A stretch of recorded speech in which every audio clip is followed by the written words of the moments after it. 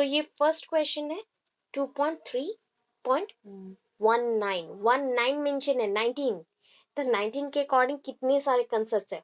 All concepts are completed, but still some questions are there. It is related to educational कौन है? Educational researchers और educationist और the educational philosophers, right? So according to Rabindranath Tagore, first of all mention the introduction point, and that introduction, it is all about the family background of Rabindranath Tagore. ठीक है, यहाँ पे family background में first क्या है mentioned है? Rabindranath Tagore was born at Kolkata. Kolkata में वो बॉर्न किए थे, एंड वो बहुत ही aristocrat family and rich family से बिलोंग करते थे। Aristocrat family is the high level of family, हम जो बोलते हैं, जैसे कि सोशल क्लास में अगर आप लेवल देखते हो तो अपर लेवल जो होते हैं उनको हम एरिस्टोक्रेट फैमिलीज में बोल देते हैं। एंड बहुत ही ज़्यादा एजुकेटेड फैमिली से वो बिलोंग करते थे, educated family. In the year 1861, ये पॉइंट फर्स्ट है, फर्स्ट, ये इंपॉर्टेंट सबसे ज्यादा। अभी क्या करेंगे, उनके फादर कौन थे, उनके मदर कौन थे, उनके वर्क के अकॉर्डिंग नहीं लिखना है। एंड स्टार्टिंग पॉइंट में उनका एजुकेशन अगर लिखना चाहते हो तो 10th हो गया, या फिर सिंपली उनका जो नेक्स्ट ग्रेजुएशन होगा या फिर कुछ होगा उसको डायरेक्टली मेंशन करेंगे, अदरवाइज नहीं करेंगे। ठीक है, सो अगर हुआ तो करेंगे, नहीं तो नहीं करना है। ठीक है, so he was taught Sanskrit, Indian philosophy and astronomy first by his father Debendranath Tagore. तो यहाँ पे दो पॉइंट्स हैं। उनका फादर का नाम क्या है? फादर नेम इज बोल सकते हैं, father name is Debendranath Tagore of Rabindranath Tagore. Mahatma Gandhi mind पे आ रहा है। सो रविंद्रनाथ टैगोर के फादर का नाम है आपका देवेंद्रनाथ टैगोर। देवेंद्रनाथ टैगोर से उन्होंने बहुत कुछ सीखा था। just like he was taught means he was taught Sanskrit, Indian philosophy and astronomy first bye, मतलब उनको कौन पढ़ाए थे? उनको पढ़ाए थे देवेंद्रनाथ टैगोर ने। क्या पढ़ाया? ही वॉज टॉट संस्कृत, उनको पढ़ाया गया Sanskrit, Indian philosophy and astronomy, ये फर्स्ट था। He became famous of his stories, for his नहीं होता ऑफिस, उनके स्टोरीज के लिए, नॉवेल्स के लिए, पोएम्स के लिए वो बहुत ही ज़्यादा फेमस हो गया। And he became popular as a philosopher and painter. ठीक है, वो पॉपुलर हो गए उनके फिलोसोफर जो पॉइंट्स हैं, या फिलोसोफर जो वो राइटिंग्स करते हैं उसके अकॉर्डिंग, एंड वो बहुत अच्छे पेंटर थे। He translated his Gitanjali into English, and for this he received Nobel Prize. उनको नोबेल प्राइज मिला था। ठीक है, एंड इसके थ्रू ना वर्ल्ड वाइड रिकॉग्निशन भी हुआ था, बट इतना इंपॉर्टेंट नहीं है। इतने पॉइंट्स को आपको लिखना है एज एन इंट्रोडक्शन। तो इंट्रोडक्शन में आपने लिख लिया कि कोलकाता में उनका जन्म हुआ। Rabindranath Tagore was born at Kolkata. Father name of Rabindranath Tagore is Devendranath Tagore, and he was taught Sanskrit, Indian philosophy and astronomy by father. And nextly he became very popular for Gitanjali, and he received Nobel Prize for this. And after that he translated Gitanjali into English. For this he get there Nobel prize. So उनका Nobel prize जो भी था world wide recognition उसके वजह से हो गया। And वो बहुत अच्छे, ही वॉज और he was very good painter, he was a very good painter and philosopher too. So इतना मेंशन करना है एंड छोड़ देना है, बिकॉज विश्व भारती के बारे में अभी नहीं लिखना है। विश्व भारती लास्ट में पूरा आएगा, शांति निकेतन एंड विश्व भारती दोनों आएंगे। सो आपको फर्स्ट में ऐड नहीं करना है डायरेक्टली। अभी फिलोसॉफिकल थॉट उनका क्या है? सो मैं पहले भी आपको क्लास में बताई थी कि ही was very natural, and he was very much natural and connected with the environment. So always ना वो थिंक करते थे कि एनवायरमेंट क्या है, एनवायरमेंट के साथ कनेक्ट रहना है। एंड इसीलिए एनवायरमेंट के ऊपर ही उन्होंने बहुत कुछ लिखा था। He wrote many things about the environment, different type of seasons, different types of fruits, vegetables, and human beings also. He wrote many poems, just like What a Girl Is She, वैसे वो point को करते थे कि वो कैसी girl है या फिर कैसी नारी है, वैसा वो मेंशन करते थे। एंड उसको वो उन्होंने बहुत कुछ लिख के उन पे सॉन्ग लिखा था, उन पे पोएम लिखा था, फिलोसॉफी के पॉइंट्स को लिखा था। तो इसको बोला जाता है नेचुरलिज्म। जो नेचर को कनेक्ट करता है तो उनको हम नेचुरलिज्म मेंशन करते हैं। हो गया। So he was successful by incorporating idealism into naturalism, मतलब खुद के आइडियाज को उन्होंने नेचर के साथ कनेक्ट कर दिया, सॉरी, नेचर के साथ कनेक्ट कर दिया। He wanted to study nature by observation. उन्होंने क्या बोला, नेचर को अगर आप क्या करना चाहते हो, स्टडी करना चाहते हो, तो इम्पोर्टेंट क्या है, ऑब्जर्वेशन एंड एक्सपेरिमेंटेशन प्रोसेस। सो इतना आप थोड़ा थोड़ा लिखना है, ज़्यादा नहीं लिखना है। एंड यहाँ पे मेंशन है nature is very much reflected in his poetry, जो मैंने अभी बोला, उनके पोएट्रीज में, नोवेल्स में, स्टोरीज में, पेंटिंग्स में आपको क्या दिखेगा, नेचर दिखेगा। All about the nature's ideas और natural things, nature related poems, novels, everything उनका जो भी है नेचर के रिलेटेड है। तो उन्होंने ये पॉइंट्स लिखा थोड़ा सा। देन एजुकेशनल थॉट्स के अकॉर्डिंग उनका 3-4 पॉइंट्स हम लिखने वाले। यहाँ पे 5 पॉइंट्स मैंने टिक किया है। एंड 5 पॉइंट्स में से आप 3 और 4 पॉइंट्स मेंशन कर सकते हैं। क्या, बहुत ही शॉर्ट शॉर्ट करना। Number 1, mother tongue should be the medium of instruction. उनके अकॉर्डिंग एजुकेशन सिस्टम पॉसिबल हो सकता है एंड बहुत ही भास्टली एक्सपांड कर सकता है through the mother tongue. Mother tongue क्या होता है, आपका खुद का लैंग्वेज होता है and easily you can understand everything through the mother tongue by the use of mother tongue। and ये आपको क्या देता है, एक कॉन्फिडेंस देता है। Number 2, child should be given full freedom during the process of education। Education के period में बच्चों को फुल फ्रीडम देना चाहिए। तो एजुकेशन के टाइम पे अगर बच्चों को फुल फ्रीडम देंगे, वो एक्सप्लोर करेंगे। Child should be educated in the lap of nature. Lap means गोद होता है, मम्मी का जैसे गोद है, हम गोद पे सोते हैं एंड बहुत रिलैक्स फील होता है, वैसे ही नेचर है, नेचर के गोद पे बच्चे खेलते हैं, बड़े होते हैं एंड उससे बहुत कुछ लर्न करते हैं। Foreign education can do nothing in working national speech, और हम बोल सकते हैं नेशनल अवेयरनेस। सो अवेयरनेस के अकॉर्डिंग अगर बात आता है तो नेशनल अवेयरनेस और नेशनल स्पिरिट, दैट इज हम बोल सकते हैं नेशनलिज्म का जो पॉइंट्स है, सबसे इम्पोर्टेंट है कि आप you are the citizen of your country and I also citizen of this country. So as an Indian, I think that how to improve our nation by providing or implementing some strategies through which we can control our nation's behavior, nations related behavior, national awakening or national thinking or national awareness inside the persons or inside the person's mind। तो लोगों के mind में आपको कैसे डालना है, आपको भी थिंक करना चाहिए। तो ये होता है स्पिरिचुअल वर्किंग बोल सकते हैं, या फिर नेशनल रिलेटेड वर्किंग। आपको जागरूक किया जा रहा है आपके नेशंस के according. Next one is education should bring out all round development. बच्चों का डेवलपमेंट एजुकेशन के थ्रू ही पॉसिबल होता है। हो गया पॉइंट्स, ये एजुकेशनल थॉट्स हैं। क्या क्या इंपॉर्टेंट है, फर्स्ट ऑफ ऑल इंट्रोडक्शन देना है, दैन उनका जो नेशनलिज्म का पॉइंट है उसको मेंशन करना है, दैन एजुकेशनल थॉट्स मेंशन करने, नेक्स्ट मीनिंग ऑफ एजुकेशन। तो शॉर्ट है, उनका डेफिनेशन मेंशन किया गया है।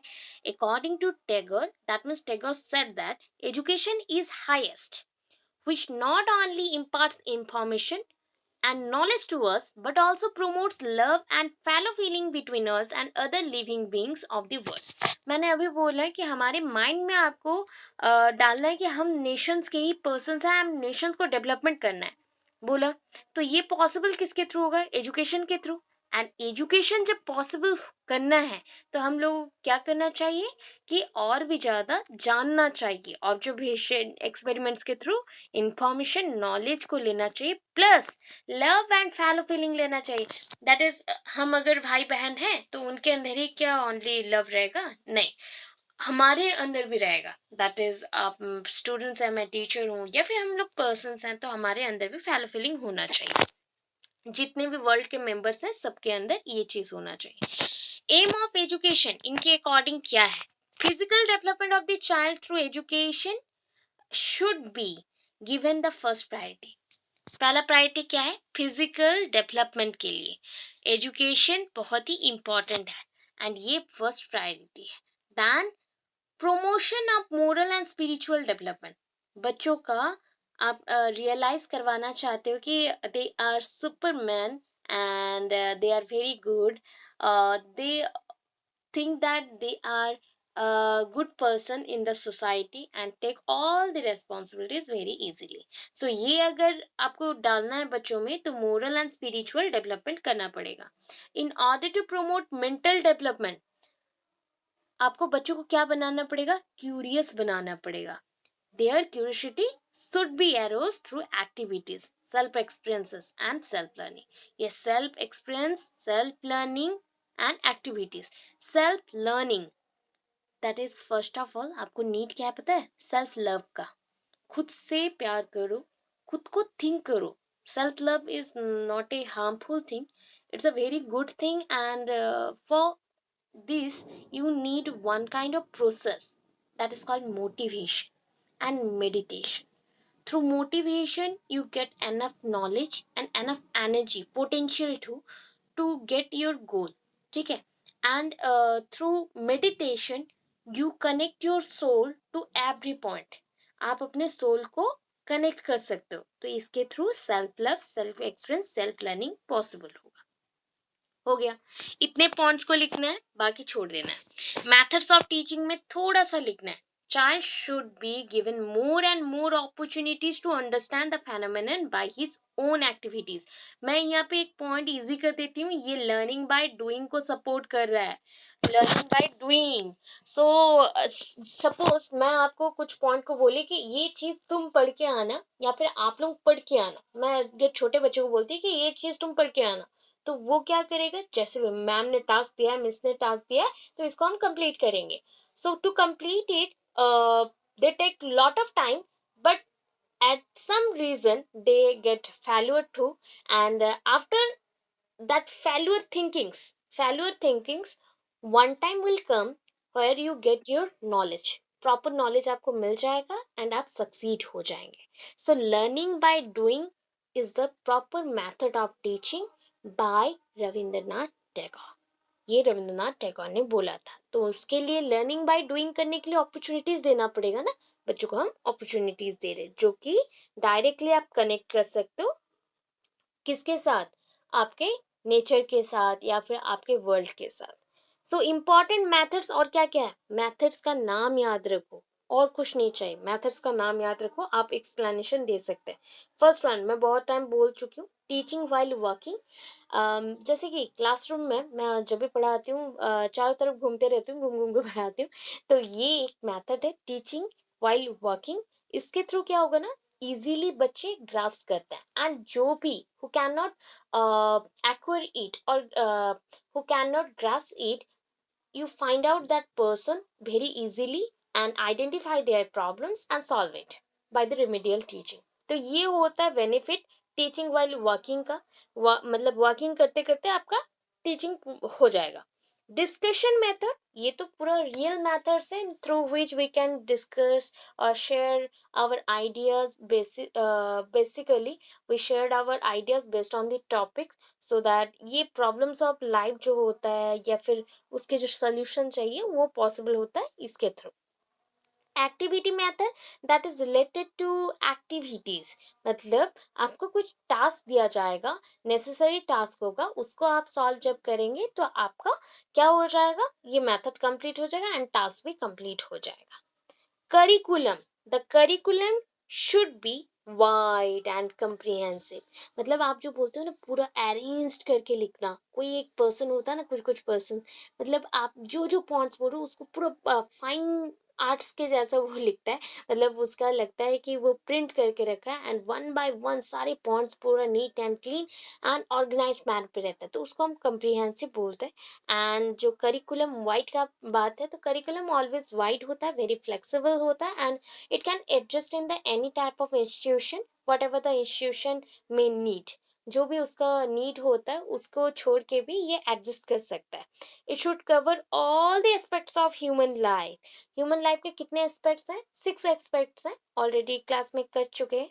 Physical, intellectual, moral, spiritual. यहाँ पे और दो नहीं है, दैट्स अ लिंगुअल, मीन्स आपका लैंग्वेज। तो लैंग्वेज रिलेटेड नहीं है एंड सोशल नहीं है, तो वो दोनों पे आप ऐड कर देंगे। एंड ये जो करिकुलम होता है ना, करिकुलम किसके ऊपर डिपेंड करना चाहिए पता है? Curriculum, maybe you want that type of curriculum which is based on the interest of the child। बच्चों के इंटरेस्ट के ऊपर डिपेंड करें, ना कि आप अपनी अकॉर्डिंग उसको प्रिपेयर करें। बच्चों के इंटरेस्ट के अकॉर्डिंग प्रिपेयर करना चाहिए। सो उतने पोर्शन को लिखिएगा। देन आता है डिसिप्लिन।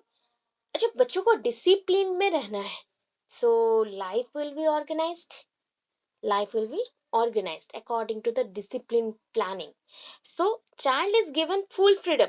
बच्चों को फुल फ्रीडम दीजिए, जैसे कि वो अपना रास्ता खुद चूज करे, अपना पाथ वो खुद चूज करे, एक्सपीरियंस करे। उससे उसको पता चलेगा कि एक टीचर एक क्लास में क्या पढ़ा रहा है, क्यों पढ़ा रहा है, what is the basic thought behind the concept, वो सब पता चलेगा। एंड वो बच्चा अपने इनोसेंसी के साथ क्या करेगा? अपनी लाइफ के पाथ को चूज करेगा एंड इसके थ्रू प्रॉपर ग्रोथ होगा एक बच्चा का। यहाँ पे जो टीचर का रोल है ना, टीचर लिख के आप यहाँ पे टैगोर का जो टीचर के अकॉर्डिंग उन्होंने जो बोला उतना मेंशन करें। Tagore says they only deserve to be teacher who are patience and tolerate. जिनके पास पेशेंस होता है एंड टॉलरेंस कैपेसिटी होता है, वही टीचर होना चाहिए। ठीक है। Only he can teach who can love. जो पढ़ाई को पसंद करता है, प्यार करता है, लोगों को प्यार करता है, वही अच्छे से पढ़ा सकता है। तो ऐसे टीचर होना चाहिए। The real teaching is a gift. आप लोग बोलते हो ना वी आर टीचर, तो टीचर ना अपने आप में जॉब नहीं मिलता, ये अलग पॉइंट है, बट अपनी लाइफ में आप बहुत सारे बच्चों की लाइफ को प्रिपेयर कर रहे हो, बना रहे हो। तो ये ना वन काइंड ऑफ गिफ्ट है हमारे लिए। गिफ्ट है कि इसके थ्रू आपको एक सेटिस्फैक्शन मिलेगा लाइफ में कि आप कुछ कर सकते हो बच्चों को हेल्प करके। सो ये पॉइंट है। एक टीचर को फुलफिल करने के लिए ना उनका सेटिस्फैक्शन होना जरूरी है अपने काम के रिलेटेड। सो ये जो टीचिंग होता है, रियल टीचिंग, ये गिफ्ट जैसा है। हो गया। स्टूडेंट्स के अकॉर्डिंग कैसा होना चाहिए student? The main principle advocated by the Tagore for child's education are freedom, fullness and नेसनेस। बच्चों को खुल के जीने दो, अपने फुल फ्रीडम के साथ जीने दो। यही होता है स्टूडेंट्स का लाइफ। और कुछ नहीं लिखना है, एक एक लाइन पे सारे पॉइंट्स को लिखना है, जितना इंपॉर्टेंट है उतना लिखो। क्लियर है इतना? यस और नो? ओके। नेक्स्ट सबसे इंपॉर्टेंट चीज आ गया, जो कि रविंद्रनाथ टैगोर का एजुकेशनल इंस्टीट्यूशन है। Important educational institution. Rabindranath Tagore established an educational institution to give practical shape to his thoughts। उनके thoughts को वो implement करना चाहते थे सोसाइटी में। He always tried to implement their thoughts or implement his thoughts in educational system। So उसके लिए उन्होंने educational institutions बनाए। That educational system or educational area or institution was situated near the Kolkata। That is उस time पे Kolkata word नहीं आता था, कलकत्ता बोला जाता था। So Calcutta on December 22, 1901। December 22, 1901, बहुत पहले, नियर अबाउट हमने 100 years, 121 years कंप्लीट हो गया उस टाइम को। It was named Shanti Niketan. ठीक है। इसको क्या बोलते थे पता है? The abode of peace. जैसे होता है ना स्वर्ग, हाँ, जहाँ पे सुकून मिलता है, शांति मिलता है, लोग थिंक करते हैं या फिर मूवीज में दिखाता है, वैसे ये एक प्लेस है जहाँ पे सुकून मिलता है, पीस मिलता है, शांति मिलता है। The school has a homely atmosphere. जैसे घर पे आप लोग रहते हो फ्रीडम के साथ, वैसे ही एटमोसफियर वहाँ पे भी क्रिएट किया गया, where the student and teacher live together. आश्रम स्कूल जैसे होते हैं या फिर वैदिक एजुकेशन जैसा था वैसे ही है थोड़ा सा। Where the students and teacher live together in a very simple manner, very simple manner. Teacher think that students are their child, just like their child, and they take care all of their habits, all of their foods, all of their नीडिंग्स, जो भी उनके जो thinkings है सबका care teacher लेंगे। So he made provisions for the study of religious ideas, even if उन्होंने क्या किया था ना, जो भी बच्चे हैं वो ओनली हिंदू ना हो, सारे बच्चे आके पढ़ सके, तो उन्होंने सारे धर्म को रेस्पेक्ट दिया एंड उसके ऊपर कुछ ना कुछ पॉइंट्स लिखा। सो उन्होंने आइडियाज दिए कौन से रिलीजियस के ऊपर, और रिलीजियस जो आइडियाज है किसके ऊपर है, Hindu, Buddhist, Jains, Islamic, Sikh, Christian and all other religious of east and west, east and west के जितने थे। इतना एनफ है, इतना आपने लिख दिया। स्टूडेंट टीचर्स के बारे में लिखा, रिलीजियस पॉइंट को लिखा एंड एजुकेशन सिस्टम को लिखा। इतना एनफ था, क्योंकि हम अगर और ज्यादा शांति निकेतन के बारे में लिखते हैं तो बहुत ज्यादा हो जाएगा। ऑलरेडी आपका जितने पॉइंट्स मैंने पढ़ाया 3 to 4 पेजेस कंप्लीट होने पे। देन नेक्स्टली टैगोर एंड विश्व भारती, थोड़ा ब्लर हो गया, आपके बुक से थोड़ा मार्क कर लेना। फर्स्ट पॉइंट, टैगोर एंड विश्व Bharati. Vishwa Bharati was evolve as an university from Shanti Niketan. कहाँ से आया, शांति निकेतन से ये इवॉल्व हुआ। ठीक है, शांति निकेतन स्कूल से ये इवॉल्व हुआ, वहां से आया। It reflects Indian philosophical theories, Indian philosophical जो थ्योरीज हैं वो उसको रिफ्लेक्ट करता था। इसके मेन एम्स क्या था बताओ, जैसे महात्मा गांधी का पॉइंट है ना ट्रुथ, तो वैसे ही है to understand truth from different angles, एक सत्य को अलग अलग एंगल से देखना है। Then next point, to study various cultures and principles of unity. Various cultures के ऊपर हम बात करें तो रिलीजियस एरियाज होंगे, आइडियाज होंगे। तो रिलीजियस के according Hindu, Jain, Sikhs, then Christian, Islam सब कुछ थे। तो उनको आप ज्वाइन कर दो, उनका ट्रेडिशंस जो रहेगा उनको, उनके जो प्रिंसिपल्स रहेंगे उनको पहले ज्वाइन करना है एंड यूनिटी बनाना है, प्रिंसिपल्स ऑफ यूनिटी।